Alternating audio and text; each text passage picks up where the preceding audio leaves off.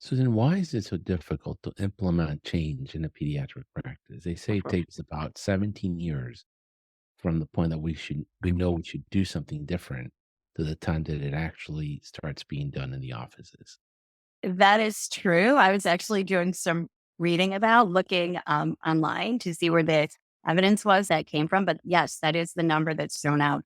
But it's so difficult to make change as pediatricians because we're human and our brains hate change as humans. They hate change. And what our brains do instead of seeking change is they hang on to habits, right? And it's like this belief that what we've always done is going to continue to work. And brains hang on to those habits, even when the evidence says otherwise, this is not going to work.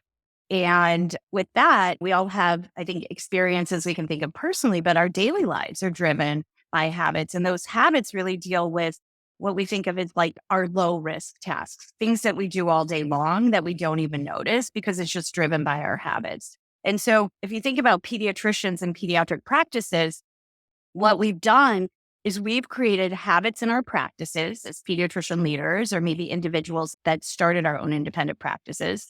Then we create a culture that's based on those habits. And we then hire people who align with that culture based on habits. And so what happens is that physician, pediatrician, and staff, we just go through our daily lives and our work in our offices relying on those habits.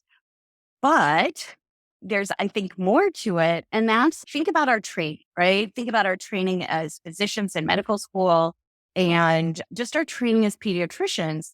Like we're educated and conditioned to minimize risk, right? That's a huge part of our training in pediatrics. So when you take all of those things together, it's really no wonder that it's incredibly hard for people to make change in their office. Yeah, That's why I it's have in very my email signature. I don't know if you guys have ever read it. The most dangerous phrase in the medical practice language is we've always done it this